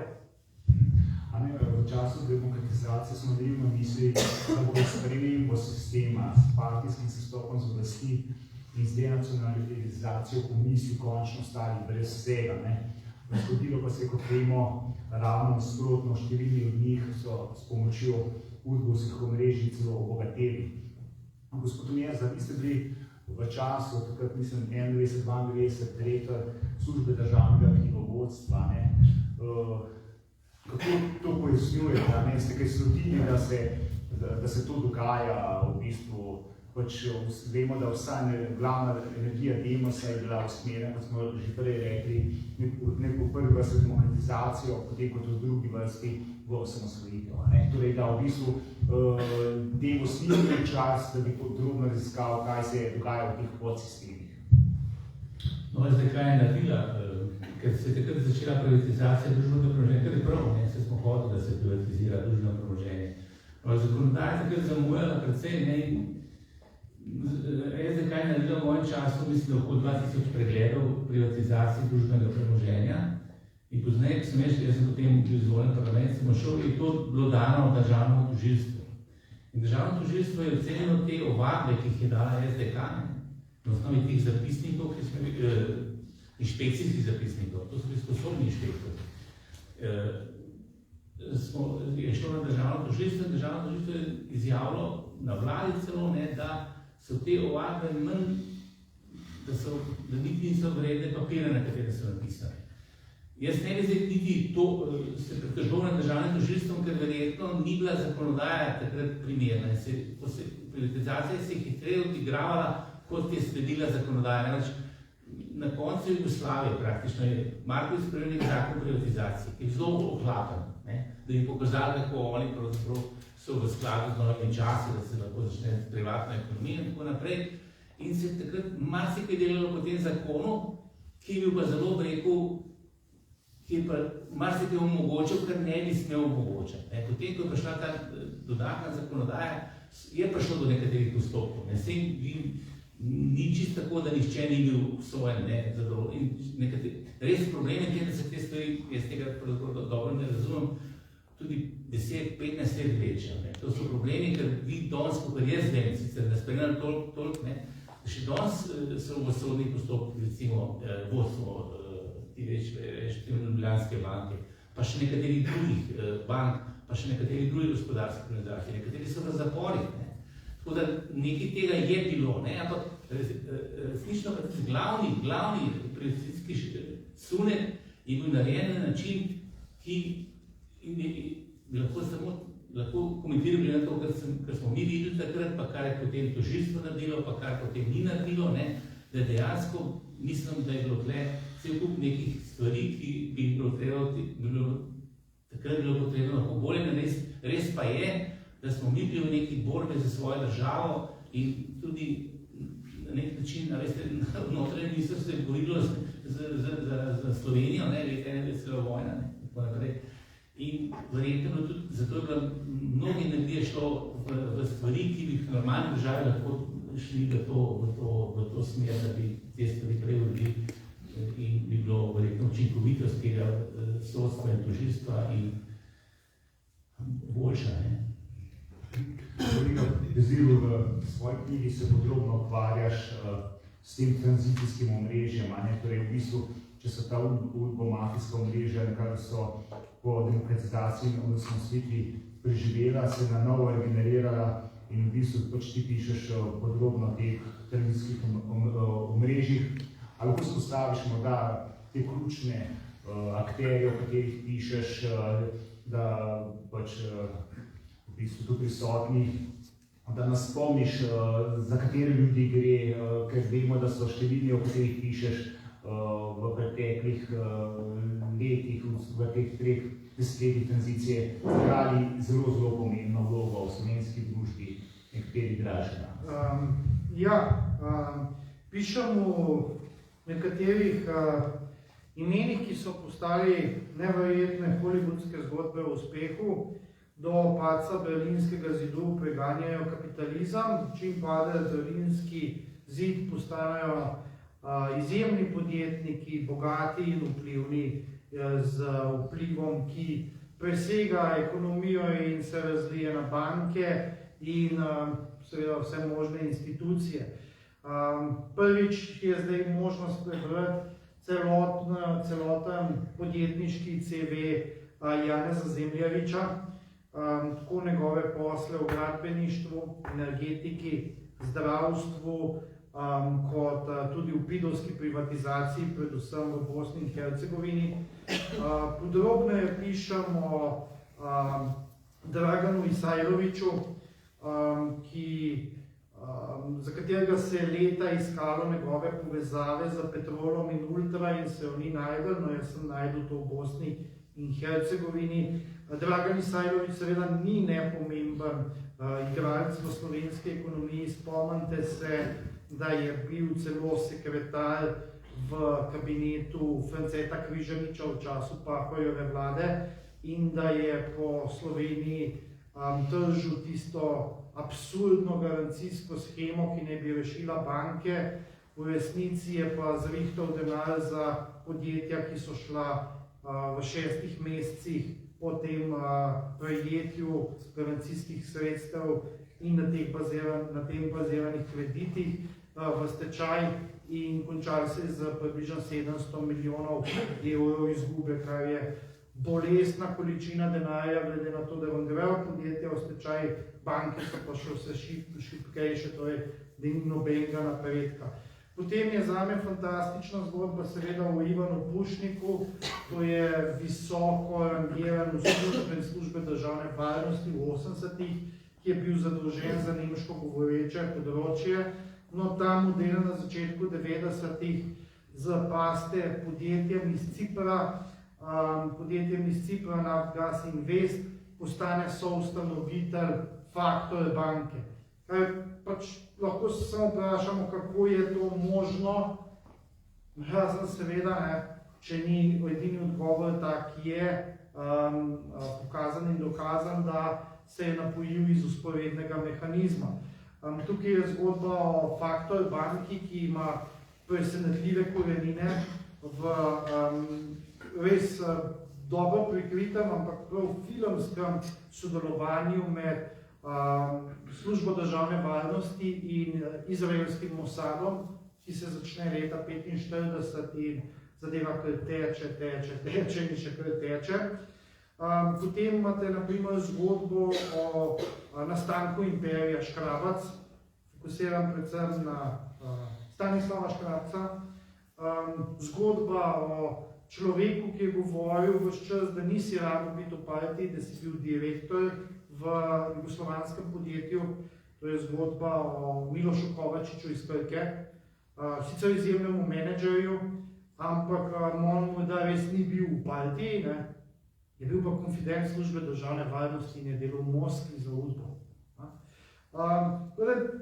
Precej zgodb je v tranzicijskem omrežju, tam noter so omenjene tudi osebe, ki so bili konfidenti UDBE, se pravi niso bili uslužbenci, so bili pa na zvezi z UDBO in so zasedali pomembne položaje v času tranzicije v slovenski ekonomiji, podjetjih, kot so Lek, Gorenje, pa v državnem skladu, Sod je bil direktor, konfident UDBE in tako dalje in tako dalje. To so samo neki drobci in seveda najbolj pošastna varianta KB19-9, ki vzklije na izvoženemu družbenemu kapitalu in na pogorišču ali pa fake likvidaciji Saftija in se razlije v slovensko ekonomijo, recimo v Istrabenz, IT Aktual, MIP, Krivinško depotno družbo, Deželno banko Slovenije. Noter so tudi pokazali, kako se je zgodil iz tega denarja, iz vzporednega mehanizma, prevzem po medijskem trgu, naprimer primer prevzema Mladine iz zgodne prve polovice 90-ih let, ustanovitev tednika, dnevnika Republike, pa še je zgodba. No, rado knjigo Vzporedni mehanizem globoke države pa v bistvu ne končaš s pranjem iranske denarja NLB, ampak je v bistvu začneš. Zakaj, kaj nam ta primer Farok, ki se je začel dogajati nekako konec leta 2008, pove o slovenski državi, v bistvu o organih pregona, v bistvu tudi v luči tega, da je pač prašno mesec dni nazaj tudi naš generalni tožilec v bistvu obiskal Moskvo in podpisal nek sporazum s njihovim generalnim tožilcem. Verjetno to na nek način ni naključeno. Ali pač, no? Ja, čisto zdaj neke povezave ni med Iranom pa to, pa tudi ne bi jaz preveč te retardirane kreature komentiral, ker pač nekdo na vrhu tožilstva, ki ima za pokazati točno nič v pregonu banksterskega kriminala, ki nas je 105 milijard, ni vreden, da ga puščijem po vsem, pa še da ga usta jebla. Če slučajno gleda, ko te jebe, pa se upravičujem za izraz, samo včasih pač, ne vem, zakaj bi se še bleferil, pa lepo govoril o teh kupih retardiranih srajcev. Ampak primer Farok, vrnil se, da se bom pa lahko še bolj razburil. Primer Farok je nekaj, kar je deloval kot vzporedna ekonomija. Razumete, mi imamo regulative, mi imamo bančno zakonodajo, mi imamo interne predpise v bankah in pač znotraj Nove Ljubljanske banke so se odločili, da bojo vse to enostavno ignorirali, zato da bo podjetje iz britanskih Deviških otokov, ki ga je ustanovil britansko-iranski državljan, lahko delala transakcije v 2 letih v višini skoraj 2 milijarde evrov. A pa to piše tisto na podlagi dokumentov? Ja, to je bila 2 preiskovalne komisije, sta to naredile in lahko si tudi ogledate javno objavljena poročila in lahko si ogledate tudi zaslišanja v državnem zboru, sprejem obeh poročil. Tukaj je kar dosti materijala, dokumentarnega. V glavnem, izkazalo se je, da je vse potekalo po enih posebnih pravilih, kot je potekal cel vzporedni mehanizem. In izkazalo se je, da smo šli od tega, da smo ignorirali, da denar prihaja iz iranskih bank, ki so že pod embargom, ali pa ko smo ugotovili, da so pod embargom, uradno, enolično določeno, kot bi rekli matematiki, se še ne 8 mesecev uporabili ta denar. Prišli smo do te faze, da se je oproščala prelivna provizija, da so to po definiciji mogli podpisati člani uprave. Mi smo ta dokument videli na preiskovalni komisiji, podpisani so kar neki ljudje z kar nekimi podpisi. Kot veste, v banki vedno deponirajo podpis, da se preveri istovetnost podpisa. Mi teh podpisov nismo vedeli, kdo je podpisan, noben na banki ni mogel vedeti, kdo je podpisan. Razumete, o čemu vam govorim? Uprava največje slovenske banke je podpisana na nek sklep, ki omogoča nagrado za pranje denarja, ampak nihče ne ve, kdo je podpisan. Vsi člani uprave so bili pa na dopustu. To je masovno posilstvo bančnega sistema. Potem pride druga iteracija, v kateri ugotovimo, da odpove policija, da odpove tožilstvo, da odpove NPU, da odpovejo vsi po vrsti in da predmet primera Farrokh izgine. In potem se odkrije ta primer 2017 in 2019 se ugotovi, da je vse to normalno poslovanje. Zdaj, kako je lahko normalno poslovanje, če je bila prebita blokada? In ta blokada je bila, ta embargo je Evropski svet objavil in uradni list Republike Slovenije je to povzel in je bilo nedvoumno jasno, da teh transakcij ne sme biti. Ampak za slovensko tožilstvo in NPU je to danes vse legit. Rado, da te malo izvojam, ampak v bistvu, recimo, če se ne motim, je to v bistvu zadevo zavrgel tožilec, ki je pač sin tožilke, ki je v bistvu mi na desni strani, recimo, ali na desno-sredinski strani, v bistvu zelo cenimo. Pa vi na desno-sredinski strani zelo cenite Franceta Arharja, ki je omogočil, da je bil bančni sektor taka super kloaka, da mi še danes ne vemo, kdo so bili lastniki slovenskih bank. Mi za Faktor banko dva lastnika ne poznamo. To je pač nenormalno. To je bil guverner Banke Slovenije, ki je sejo Sveta Banke Slovenije izvedel kar v naklem po rekordežu v Merkurju.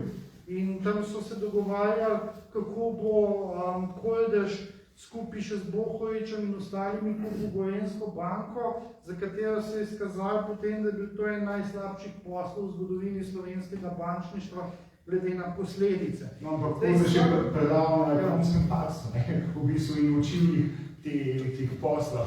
Pa jaz ne vem, kaj je tam predaval, kako jih je tam učil. Mene ekonomska fakulteta ne zanima.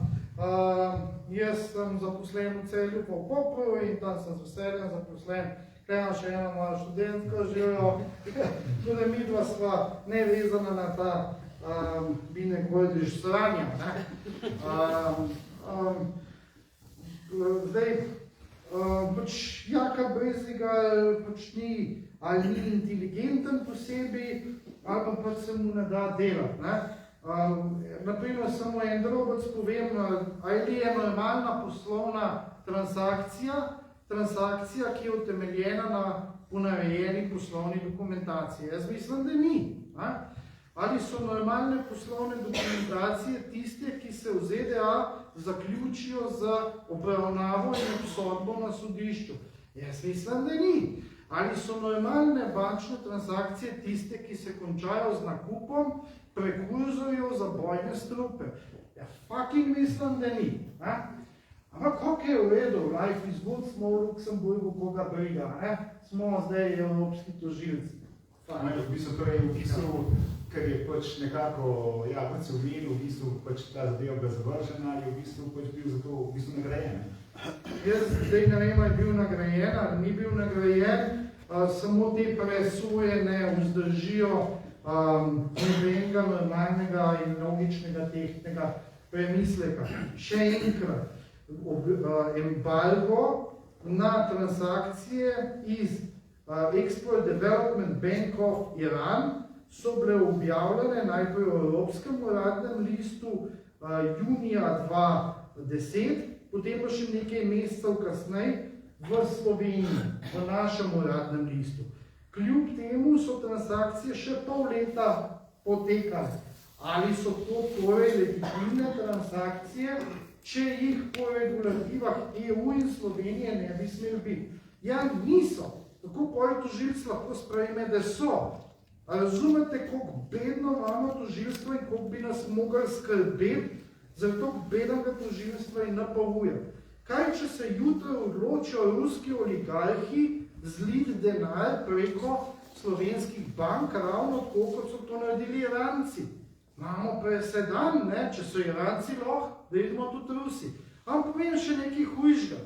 2014, ko je pa ta vlada od Juščenka, to je Janukoviča, pardon, Juščenko je bil tisti, ki so ga zastropili. Janukoviča, pro-Putinovga predsednika vlade Ukrajine, predsednika Ukrajine, je seveda on pobegnil v Rusijo, njegovi najožji sodelavci pa so bežali po vse povsod. Tudi naj je bežal vse povsod. In pazite, kam je bežal 2014? Ja, v največjo slovensko banko. Medtem, ko so v Avstriji pa Nemčiji prekinali te denarne tokove, a ste vi kdaj slišali, da je Putinova ukrajinska klika prala denar v slovenskem bančnem sistemu?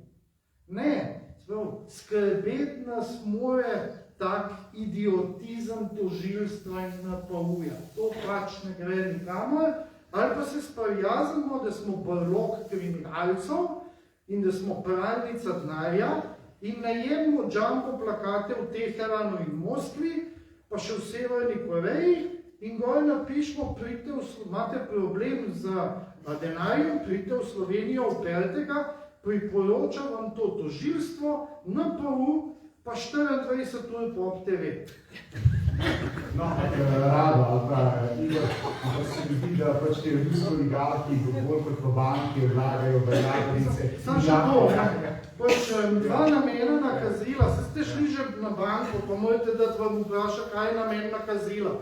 Pa vsi se poskušamo spomniti nekaj smiselnega, ne vem, kavč, avto, strošek unga tretjega. Tam naredijo, ne vem, pa 10 milijonov nakazila z namenom Ana Karenina, pa Superman, ok? In tožilec Jaka Brezga reče, da so vse to normalne poslovne transakcije. Zdaj kar dal bolj na mikrofon, ker zdaj... Ja, pa klasico, ki preko medijev kar odgovarjal nekaj. Ja, kam je preko medijev odgovarjal, samo jaz sem mu povedal, v državnem zboru imamo v arhivu ponarejeno poslovno dokumentacijo, na podlagi katere so bile narejene iranske transakcije. Z tega izhaja, da ne namen, ne znesek, ne datum nakazila niso odgovarjali temu, kar je Iranc naredil oziroma zanj NLB. Pejte v državni zbor, v arhiv pa boste noter pobrali dokumentacijo, iz katere nedvoumno sledi, da je ponarejena poslovna dokumentacija uporabljal kot podlago za transakcije. Z tega boste razumeli, da to ni normalna poslovna transakcija.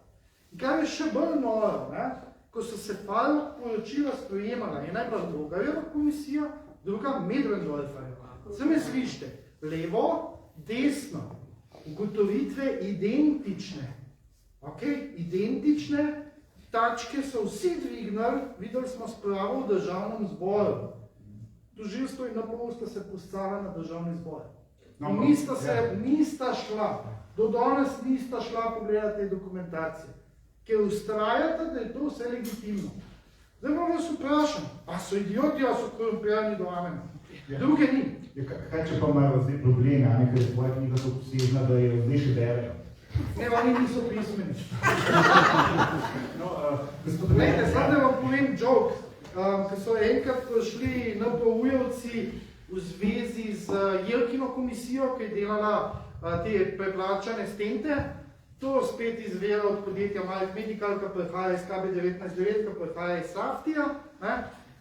So tam noter dobili eno sobo, so tam noter izbrali in bili, ne vem, čisto izbezumljeni, ker so mogli 20 minut nekaj brati, Mi smo se postavili na hodnik in smo jih začeli zajebavati. Fantje, zajebana, ne, a vam slikanico narišemo, da boste lažje razumeli. Nekliki stripa, a? Ja, gospod Meza, bi v bistvu pač kaj komentirali tole glede tega, kar je zdaj govoril, ali pa bi vas v bistvu bolj, ker se bližam kljub vsemu malo v koncu našega pogovora, v bistvu vprašal, a ne, kaj v bistvu pravzaprav želite doseči s pisanjem teh vaših knjig, a ne, z objavljanjem teh udbovskih kriminalnih zgodb, a ne, če se ne motim, ste v enem od teh naših pogovorov dejali, a ne, ker se veliko recimo pač govori o tem, da pač ilustracija ni bila narejena, da je to škoda, da pa da s tem na nek način posredno k temu prispevate. Ilustracija ni bila mogoča, ker nikoli stran, ki je hotela ilustracijo, ni imela te moči v državnem zboru. Celo znotraj Demosa so bili velike nasprotovanja ilustracij. Recimo France Bučer je rekel, pa ne moramo reči, da je on neko omrežje, pa globoka država. Je rekel, da samo po njegovega trupla se bo delala ilustracija. Nekaj treba pa vedeti, takrat, ko smo se osamosvajali, bila ilustracija samomor za osamosvojitev Slovenije, ker bi ogromen del slovenske populacije obrnili proti sebi. In ilustracija takrat ni bila politično modra. V tem trenutku, ko mi se nismo samo demokratizirali, mi smo država naredili. Mi nismo iz Češke prišli v češko državo, nesocialistično, ali pa romunsko nesocialistično. Mi smo šli v Jugoslaviji in smo demokratizacijo izvedli v Jugoslaviji, večji del sploh še ni bil demokratiziran. Mi nismo hodili po temu osamosvojitev. In smo jo brez tega, da ne bi odpirali teh zadev, bi mi težko speljali osamosvojitev. Prvič. In tudi če bi hoteli ilustracijo narediti, nismo imeli v prvem sklicu te moči. Ni bilo te moči na strani Demosa. Tudi če bi bili v Demosu enotni okoli tega, ne bi mogli tega izglasovati. In tudi v nadaljevanju političnega razvoja Slovenije nikoli ni bilo kritične mase za to, da bi lahko izvedli da bi državni zbor sprejel zakon o ilustraciji. Nikoli ni bilo te moči. Zato jaz mislim, da je zelo pomembna ilustracija ta, da se s knjigami opisuje to obdobje. Ker na ta način se razkrivajo stvari. In zato je to, se mi zdi to pomembno delo, da jaz pa še nekateri drugi kolegi to razkrivamo na ta način. Jaz skušam to razkrivati preko zgodb, da bi bilo bolj zanimivo. Jaz ne pišem zgodovinskih knjig, jaz pišem zgodbo in skoraj vse moje knjige so zgodbe. Vse so žalostne zgodbe, tragične, ampak so poučne in dovolj zanimive, kot so ugrabitve, umori, bombni atentati in tako naprej. In zalezovanje življenja drugih. Jaz, ki sem Dimitriju Ruplu povedal, da so 24 ur snemali na njegovem stanovanju, je skoraj kar zadela. Ker ko te snemajo 24 ur, snemajo marsikaj, da ne bom zdaj razlagal, kaj se lahko snemajo. In je bil čist iz sebe, ko to sliši, da so ga 24 ur na dan sledili. V vseh sobah, v predsobi. France Bučer je bil v stranišču v Bohinji, ste imeli vikati domačo hišo, in v stranišču pretežkovalne naprave. No, hočem reči, da moj namen je to zelo preprost. Da bi stvari razkrivali, da se ne bi več ponavljali. Jaz si ne želim več nikoli enostrankarskega režima, ki mu nujno sledi, ali sestavni del, da ga brani, je tajna politična policija. Tega si ne želim, zato so te knjige v tem smislu, so gotovo poučne, o kvaliteti ne bom govoril, ampak namen je pač tak, da se zgodina vsaj v tem segmentu, kot je tajna politična policija, ne bi več ponavljala. Veste, ko vi naredite iz naroda narodova duhov, potem se vsi preplašajo. Imate neke pogumne ljudi, ki končajo v zaporu, ki so šikanirani, če ni še kaj hujšega, po vojni se je govorili, med vojno se je govorili, po vojni je bila množični umor in tako naprej, da ne razlagamo, ki že vsi vemo. Zato je to pomembno, da se na nek način v tem smislu vsi vzgajamo. Jaz danes, ko sem vse te arhive pregledal, jaz drugače gledam na stvari. Veliko drugače. Ker veliko več vem, veliko bolj razumem stvari. Približujemo se koncu tega našega pogovora, zato bi ob koncu še bolj gospod Kleber Kako ste doživljali vojno Slovenijo leta 1991, v bistvu in kako gledate v bistvu na današnjo rusko agresijo na Ukrajino, ker v bistvu tukaj obstajajo neke vzporednice? Ja, zdaj, zelo podobne vzporednice so.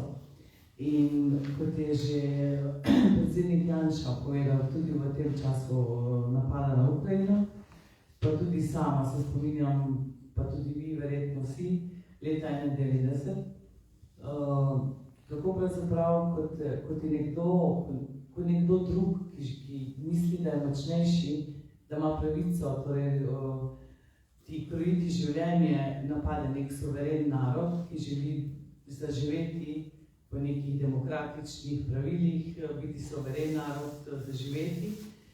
In jaz tu vidim zelo podobnosti in ko spremljam po socialnih omrežjih vse te slike iz Ukrajine, torej otroke, ženske, ki bežijo iz države, od doma, nekateri samo z vrečko v roki, si mislim, jaz sem namreč leta 1991 v času vojne bila tik pred porodom in tudi mi smo imeli doma pri vhodnih vratih pripravljen rukzak z najnujnejšimi stvarmi, da gremo. Ponujali so in takrat je bilo zelo pomembno, ko so sporočili recimo iz zdravstvenega doma Radlje, lahko greš odbiti v Deutschlandsberg, čakajo Avstrijci na mejnem prehodu. Kako pomembno je bilo takrat, da smo vedeli, da tu najbližji sosedi skrbijo z nami. In tako je zdaj tudi podobno v Ukrajini, da nam ni vseeno, da smo z njimi, kajti mi se ne moremo spraševati, kdo je kriv. Rusija je napadla Ukrajino, to je dejstvo. To je dejstvo, Ukrajina torej je napadena, napadeni so torej civilno prebivalstvo, bolnišnice, kar je seveda v bistvu zločin. In tudi ko se je začela torej ta vojna, je bil en tak zelo pomemben premislek, kako ne pomagamo. In smo že pomagali tudi tu v Radljah, vem, da je Karitas zbiramo, no zadnjič sem pa sama osebno imela prvič slučajno stik s 3 ženskami in 2 otrokoma, ki so tu na Dobravi prespale 2 dni, ki so šle na pot naprej v Italijo prijateljem, da sem tudi osebno lahko spoznala in vam povem, da je bilo to tako zelo žalostno, ko sem jim povedala, da smo z njimi, da so jokali, tudi Hispanik, 8-letni je jokal in to je tisto, kar lahko mi naredimo. Torej, smo z mislimi z njimi, ker se spomnimo naše lastne zgodovine. Mogoče je res, nekdo bo rekel, 10 dni ni bilo nič. Ja, hvala Bogu, da ni bilo nič, lahko je bilo huje in tudi vemo, zakaj ni bilo huje in dlje v Sloveniji. Jaz upam, da tudi ta del naše zgodovine, osamosvojitvenih priprav in vsega, kar je prej potekalo, nas vsem znamo. Čeprav vem, da se v šolah tega kaj dosti ne učijo, ker seveda ni dobro. Navsezadnje smo Slovenci sanjali o državi, suvereni državi, lastni državi, kjer lahko postavljamo svoja pravila in živimo tako, kot želimo Slovenci, kot pridni narod, kot ljudje, ki smo sposobni marsičesa, se vidimo, kako zelo uspešni so mnogi. Ali pa ste mnogi Slovenci, tudi iz te doline. V nedeljo je nekako minilo 2 leti, odkar je prisegla 3. Janševa vlada. Gospod Helbert, zanima me, kako ocenjujete njeno delo na splošno. Vemo, da je bilo v tem času sprejetih kar 10 protikoronskih zakonskih paketov za pomoč ljudem in gospodarstvo in da je tudi v bistvu vlada veliko naredila za ta regionalni razvoj, za pomoč občinam in tako dalje. Kako vi ocenjujete to, te 2 leti, ki pa vemo, da so bili zelo turbulentni? Ja, res je, mislim, da se vsi strinjamo, da zdaj mogoče prihajamo malo ven, ampak da je že drug orkan prišel nad nas. Če smo marca 20 se soočili z epidemijo, in tudi torej z vlade Janeza Janše. Lahko najprej rečemo, da smo pravzaprav lahko veseli, da je ta vlada, torej da so ti ljudje zmogli marca 20, torej od januarja od odstopa Marjana Šarca, skleniti kompromis, dogovor in prevzeti vodenje. Jaz si težko predstavljamo, kako bi v času COVID-a bili v bistvu v nekem volilnem času. Ne povem tudi, a ne mnogi mogoče tudi veste, da 27. januarja 2020 je predsednik Slovenske demokratske stranke Janez Janša bil slučajno na Koroškem, kjer smo imeli tudi srečanje z gospodarstveniki Koroške in smo bili vsi presenečeni na tem odstopu, ker se to pač nekaj ni prej pokazalo. In tudi takrat je bilo veliko govora o tem, kaj je storiti. In tudi na sveti ljudi so bili prevzemite vlado, ker nam bo sicer se lahko slabo piše. No in v teh 2 letih, ob epidemiji, ob vseh strahovih, ki smo imeli, ko smo bili zaprti, ko smo se bali za lastno zdravje in zdravje najbližjih, so morali ti na vladi sprejemati različne ukrepe in se dogovarjati, kaj storiti za Slovence. In 10 protikoronskih ukrepov. Tudi če kdo reče, da je bilo kaj, to pa ni bilo najboljše. Bilo je najboljše, kar je bilo možno v tem času. Bilo je sprejetih ogromno ukrepov, ki so ljudem, šibkim, najšibkejšim, pomagali. Turistični boni niso pomagali samo ljudem zato, da so lahko šli na dopuste, pomagali so predvsem ponudnikom turističnih storitev. Torej, da se denar vrača. Vse te spodbude, ki so bile, vse te možnosti, ki so jih morali od danes na jutri pretehtati in koliko je bilo tukaj dogovarjanja, torej fleksibilnosti,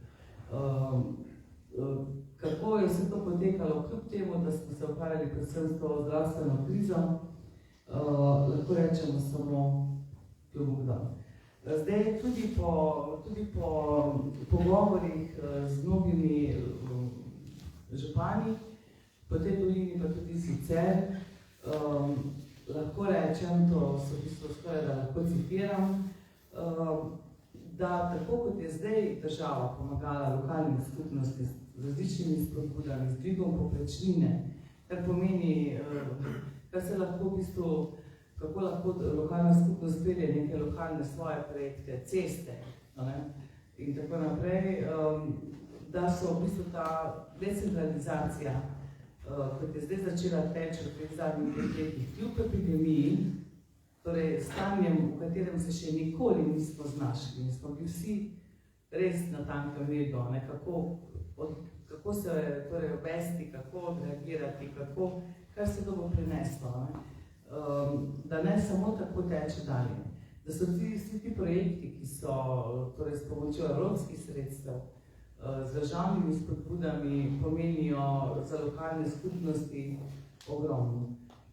Lokalna skupnost smo pa ljudje. In mi tukaj v tej dolini, torej nekje na severu Slovenije, ko nam je kar malo zavijamo za šmiko, moramo iti službeno v Ljubljano, pa se peljati po teh cestah, se tja do Arja vasi, težko. In zdaj veliko pomeni, da vidimo, da se dela, kar naprej so neka gradbišča, se počnejo stvari, v kateri smo mogoče lahko samo sanjali. Naj pomenim nekaj v Podravski dolini. Recimo kolesarske poti, nadaljevanje izgradnje kolesarskih poti, ne pomeni samo varno vožnje kolesarjev, pomeni tudi priložnost za lokalne ponudnike različnih storitev. Potem ravno danes je bil postavljen temeljni kamen za ureditev Koroškega doma starostnikov, gradi se nov tudi v Ravnah. Skoraj da 11 milijonov vredni projekt je to za Koroško in tudi za našo dolino, za te naše najstarejše, kamor bomo s Jenka prišli, da tiste, naša pot je pač takšna. Potem recimo v Radljah tudi izgradnja prizidka k vrtcu, zelo pomembno, smo čakali kar nekaj časa in tudi ta ključna infrastruktura, ki nas bo povezala s centrom in tudi seveda z ostalimi deli Slovenije, to je izgradnja 3. razvojne osi. To so tisti ključni projekti, ki se bodo nadaljevali še v prihodnosti in jih bomo tudi nadaljevali. Ta vlada, ta koalicija ima svoj načrt, svoje videnje, svojo vizijo za razvoj tudi izven centrov, torej tudi naše doline. Še moje zadnje vprašanje za vas. Ste torej kandidat SDS za državno-zborske volitve na območju Zgornje Dravske doline. Zakaj se boste prizadevali, če bi se izvolili za poslanko? Mislim, da imam tako lokalno kot državno rado. Na kratko. Ja, torej, jaz lahko samo rečem, da me pač moje osebne in poklicne izkušnje so me pripeljali do enega samega spoznanja, da se to ni neka velika znanost. Da je vsaka skupnost, torej, ali je to družina, ali je to razred v šoli, ali je to lokalna skupnost, ali regija, ali tudi država, je močna toliko, koliko je močan in naši pešični. In to je eno tako osnovno vodilo. In zdaj, če rečem samo na kratko, v tej dolini moramo obdržati mlade. To pomeni predvsem, to se tudi že kaže torej, zdaj so že neke spodbude, so že vložili tudi, mislim, da zakon, torej izgradnja stanovanj za mlade kot reševanje prvega stanovanjskega problema. To pomeni, da lahko gre mlad človek, ki je zaposlen nekam na svoje, da zaživi po svoje, kar se mi zdi izjemno pomembno. Potem nadaljevanje oskrbe za starejše, torej celostna oskrba, tudi deinstitucionalizacija, se pravi, ne več samo v domove, ampak tudi pomoč pri oskrbi in delu starejšim doma. Potem nadaljevanje za oskrbo pitne vode po dolini, tudi nekaj, torej en del je že, nadaljujemo, gospod župan. Potem se mi zdi izjemno pomembno, glede na lokacijo, sem tukaj občine Radlje, tudi ureditev in izgradnja torej tako imenovanega satelitskega urgentnega centra, kar je velik zalogaj, ampak se mi zdi, da o pravih spodbudah in tem se to lahko zgodi. Tudi dokončna ureditev plovnosti po reki Dravi. To vidim, da tam zadaj tudi en fant, ki se s tem ukvarja. Potem ureditev vseh, torej, oziroma dokončanje vseh kanalizacijskih vodov, tudi ureditev koncesij prostovoljnih gasilskih društev, nekaj že je, nekaj so še potrebne.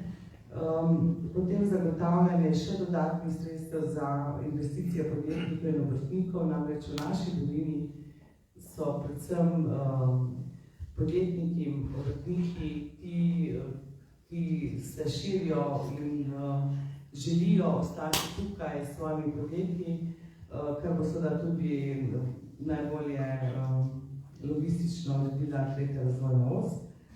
Potem tudi kmetom, torej poleg teh dodatnih spodbud različnih obstoječih shem pomoči kmetom, še posebna spodbuda za vzpostavitev sistemske samooskrbe z lokalno pridelano hrano. Nekaj projektov je bilo, ampak nekako ne zaživi tako, kot bi lahko.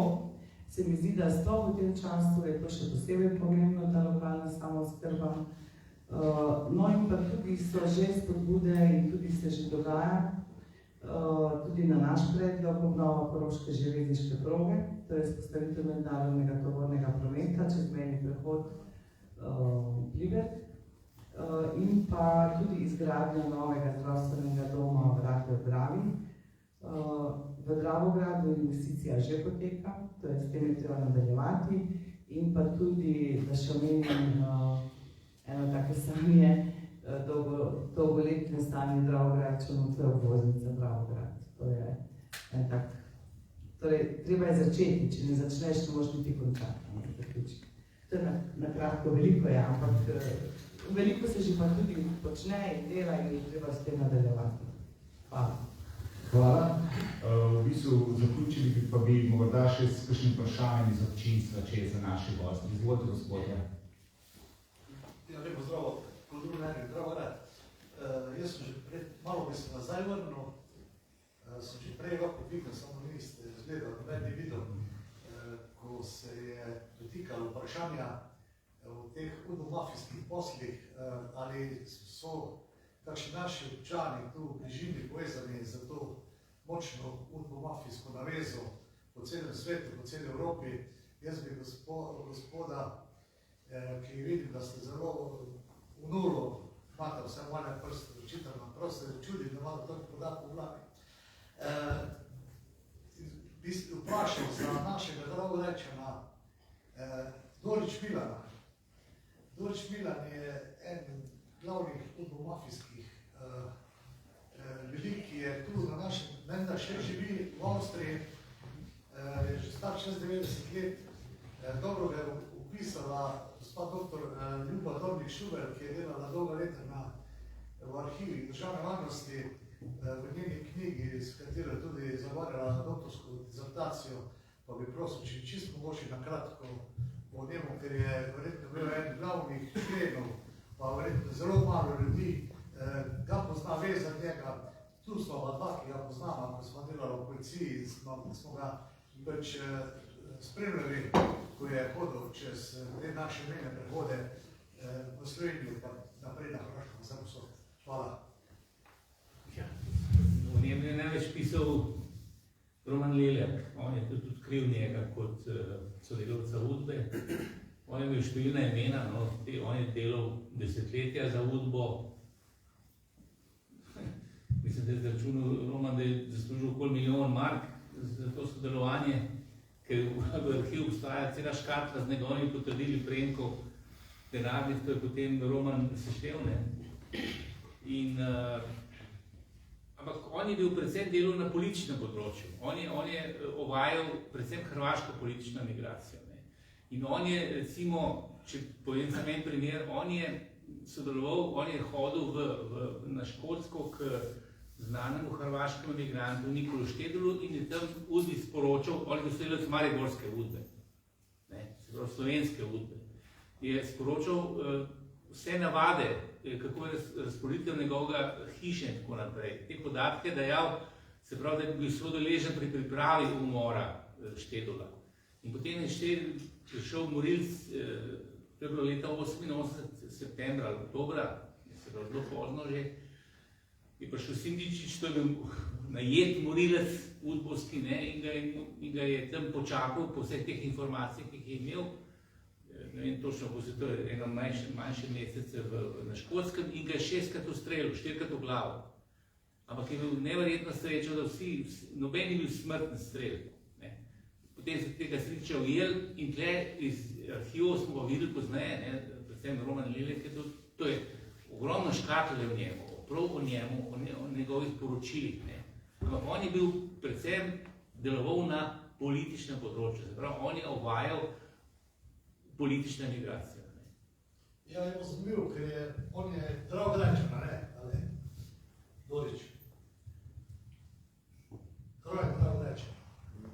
Zdaj, jaz na pamet ne bi vedel, ampak se to je zelo... No, ker sta ta soseda s tole, moja kolegica Dornik, Šuberjev, sta ta soseda in bolje tudi nekje v nekih zgodbah je njen priimek prevzel in on potem je ona tam razkrila tudi nekaj člankih, da bolje je pa tudi njej zagrozil, da verjetno ne bo več dolgo na svetu, samo ona še živi. Mislim, da ta arhivarka, Ja. ona je bila v službi tako udbe. Ja, ona je bila na državne varnosti, pa moja naslednji čarka dal terenski šol. No, ampak službenka je služba državna, delala v arhivu. Je pa zanimivo njeno pisanje. Ona veliko ve, ker vse te arhive videla, tudi tiste, ki so bili pol uničeni. Morda še kdo kakšno vprašanje? V redu, hvala. Še enkrat hvala gospodu Merzu, kolegu Bezdiju in gospe Helber, ter hvala vsem vam za udeležbo na današnjem pogovornem večeru.